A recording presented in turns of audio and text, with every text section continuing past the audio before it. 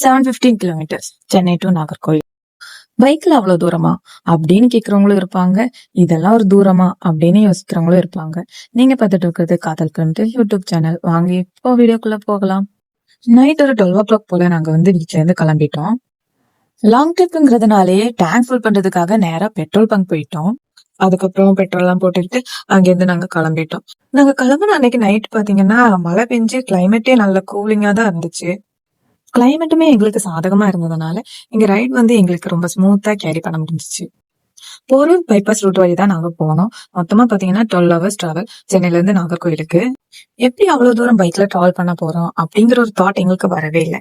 ஏன்னா ஃபர்ஸ்ட் ஊருக்கு போறோம், இன்னொன்னு ஊர்ல எல்லாருக்குமே ஒரு சர்ப்ரைஸா தான் போகணும், அந்த ஒரு எக்ஸைட்மெண்ட்.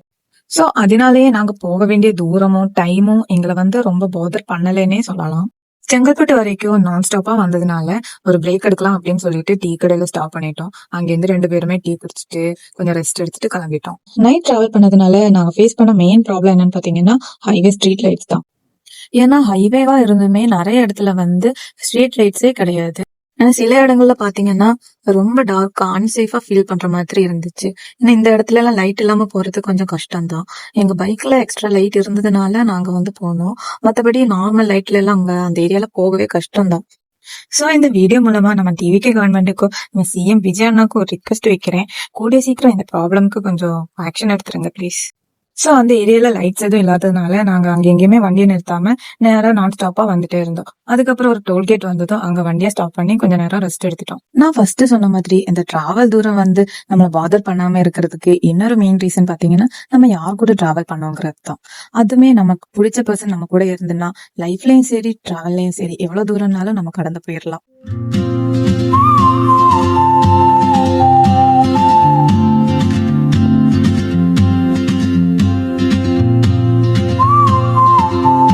டைம் பாத்தீங்கன்னா காலையில 4:59.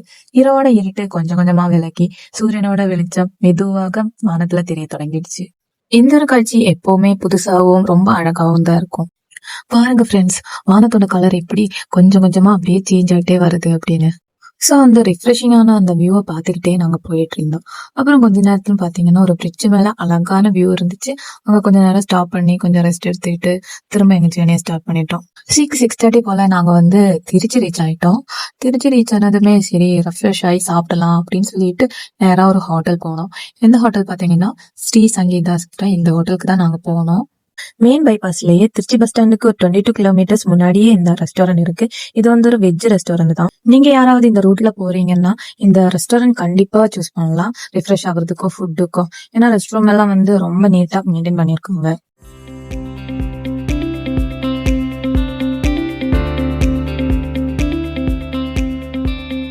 சோ அப்படியே லைட்டா ரெஃப்ரெஷ் ஆயிட்டு நேரா சாப்பிட உட்காந்துட்டோம். இங்க பாத்தீங்கன்னா நாங்க தான் ஃபர்ஸ்ட் கஸ்டமர் மாதிரி இருந்துச்சு. ஏன்னா யாருமே இல்ல அங்க அந்த டைம்ல. கொஞ்ச நேரத்திலேயே நாங்க ஆர்டர் பண்ண ஃபுட்டு வந்துச்சு. நாங்க என்ன ஆர்டர் பண்ணோம்னு பாத்தீங்கன்னா நான் மசாலா தோசை ஆர்டர் பண்ணேன். ஹஸ்பண்ட் இட்லி ஆர்டர் பண்ணாங்க. இங்குள்ள ஃபுட்டை பத்தி சொல்லாம இருக்க முடியாது ஃப்ரெண்ட்ஸ், ஏன்னா அவ்வளோ டேஸ்டா இருந்துச்சு. எங்களை பொறுத்தளவுல வடகறிங்கிறது சென்னையில தான் ஃபேமஸ், அங்கதான் நல்லா இருக்கும் அப்படின்னு தான் யோசிச்சுட்டு இருந்தோம். ஆனா இந்த ரெஸ்டாரண்ட் சாப்பிட்டதுக்கு அப்புறம் அதெல்லாம் ஒண்ணுமே இல்ல அப்படின்னு தான் தோணுச்சு. இங்க வடகறி வேற லெவல்ல இருந்துச்சு ஃப்ரெண்ட்ஸ். இங்க ஃபுட்டு ஆம்பியன்ஸ் எல்லாமே சூப்பரா இருந்துச்சு. நீங்க இதுக்கு முன்னாடி இந்த ரெஸ்டாரண்ட்ல சாப்பிட்டுருக்கீங்கன்னா மறக்காம கமெண்ட்ஸ் பண்ணுங்க உங்க எக்ஸ்பீரியன்ஸ் எப்படி இருந்துச்சு அப்படின்னு. சோ அப்படியே நல்லா ஃபுட் எல்லாம் சாப்பிட்டுட்டு மெதுவா அங்கிருந்து நாங்க கிளம்பிட்டோம்.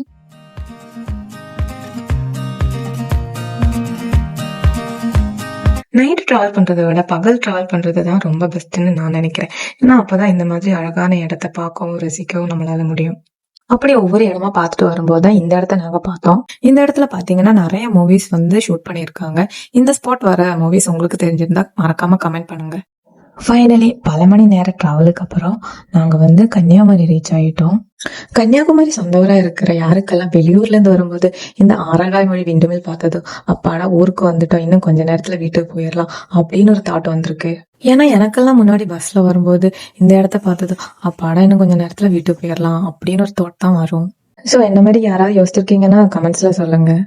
இந்த விண்ட் ஃபார்ம் பத்தி சொல்லணும்னா India's largest operational onshore wind farm தான் நம்ம கன்னியாகுமரியில இருக்கிற இந்த ஆரங்காய்மொழி விண்ட் ஃபார்ம்.